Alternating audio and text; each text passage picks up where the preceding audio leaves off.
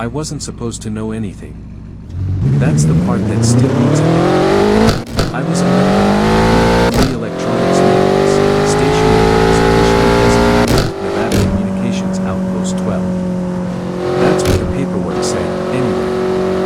Outpost 12 wasn't on any map. You couldn't find it on Google, or even on the internal military databases unless you had some kind of special clearance. Most days, it didn't feel like a military base at all, more like a hollowed-out one. My job was simple: keep the systems running. Power lines, ventilation, server cooling, the kind of stuff nobody notices until it stops working. I didn't carry a gun. I didn't wear one of those black ops uniforms or have any idea how many high security sectors. There were signs that this wasn't a normal base. There were no windows. Anywhere. Just fluorescent lights that never flickered, never dim, like they weren't even powered by electricity. The air smelled faintly metallic, like ozone after a lightning strike. You could hear it no matter where you went. It was a low-frequency vibration that settled in your bones, like the entire facility was breathing. Every so often, a convoy of unmarked trucks would roll through the side tunnel. Men in white suits, not hazmat, not lab coats, something in between, unload containers stamped with hazard symbols I didn't recognize. They'd take them down into Sector 7, a place I wasn't cleared to enter. We weren't supposed to ask questions. You learn that quick out there. But after a few months, the whispers started. Late-night shifts, half-asleep techs making theories to stay awake. Something about an energy source that wasn't from this world. Something they called Project Kronos. And that was when things got strange. No one ever told us what Project Kronos actually was. You just hear it slip out sometimes, in the break room, over the radio channel, carved into the side of a bathroom stall in the morning. Kronos sees everything. At first, I thought it was just some dark base humor. Every outpost has its own base. But one night, while I was rerouting a power relay near Sector 7, I overheard two scientists arguing in the corridor. They didn't notice me. I was behind the maintenance panel. It's not meant for human observation, one of them hissed.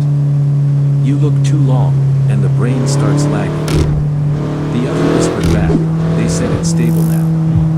The chrono core is reading a consistent frequency. Consistent. It's phasing through years, Mark. That's not consistent, that's time bleeding. They moved off before I could hear more, but that phrase, time bleeding, stuck in my head. Over the next few days, I started noticing changes in the base. My watch kept losing minutes, then gaining them back. The clocks on the wall would flicker between 2:17 and 2:18 over and over again, like time was buffering. I dropped in the cafeteria shattered. Then, as I stared at it, the pieces seemed to unshatter, only to break again. I reported the anomalies to my supervisor. He told me to log it as interference and get some rest. But the whispers kept spreading. They said Kronos wasn't just about manipulating time, it was about harnessing an alien energy source that had come from the Nevada desert back in the 50s. A fragment of something not from Earth, pulsing with power that bent physics itself. And apparently, they were close to testing it. I should have asked for a transfer. I should have pretended I didn't hear a damn thing. But the night they ran the first full-scale experiment, they called for extra techs, and my name was on the list. They told us to report to Sector 7 at 2,300 hours. I'd never been past the first checkpoint before, but that night, the gates opened without question. The air was cold, unnaturally cold. The more the walls changed from concrete to some kind of smooth metallic surface that almost looked organic. It reflected the light bulb, bending it at strange angles, like the corridors didn't know where they were supposed to end. When we reached the chamber, I finally saw it, the chrono core. It was the size of a bus, suspended in the center of the room by 6 enormous pylons. Cables thicker than tree trunks fed into it from every direction, pulsing faintly with blue light. The sphere itself wasn't solid. except the water was glowing from the inside out. Sometimes you'd see shapes moving in it, flashes of color, silhouettes, maybe even faces. They told us our job was simple: monitor the cooling flow and make sure that the containment didn't drop below 90%. Easy work. Just numbers. But the moment it I felt it. The floor trembled, not from vibration, but from distortion. The air thickened, and a deep heavy filled my skull, like my thoughts were moving inside my own head. I swear the light in the air started moving, the shadows lagging behind the people casting it. One of the scientists yelled something about temporal alignment drift, but it was hard to hear over the noise. The hum rose in pitch until it became almost musical, a steady, awful scream of geometry. Then the core pulsed, once, twice, and the walls breathed. I saw the metal expand and contract like a lung. And that's when the power surged. The lights went blood red, alarms started blaring, and the whole room shook so violently I was thrown to the floor. The core wasn't blue anymore, it was white, flickering like a dying sun. I looked up just in time to see something moving inside it, something massive, like a shadow swirling of light. Someone screamed, "Shut it down." But it was already too late. The core erupted in a thunderclap of light, and for a split second, the world stopped making sense.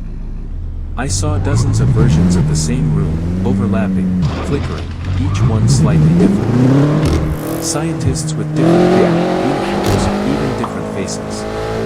And among them, I saw me. When the light hit, it wasn't just brightness, it was pressure.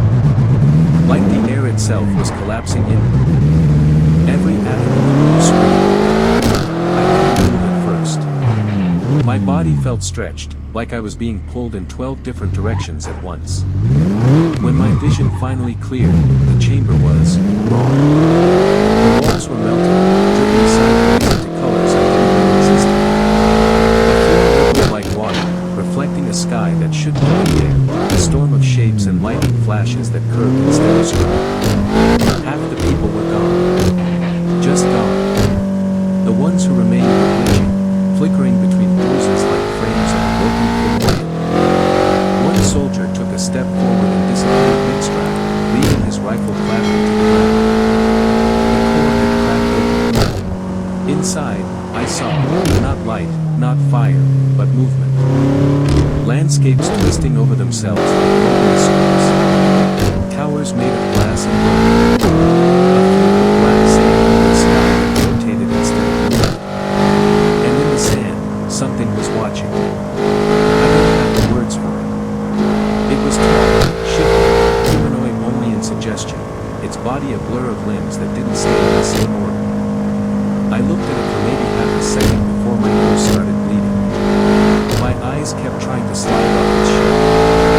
Behind it, further in that impossible horizon, I saw versions of this. The crew. Soldiers, scientists, me, all moving in slow motion, looping, repeating actions that hadn't happened. That's when the time distortion hit. The images were screaming backward. The silence grew even worse.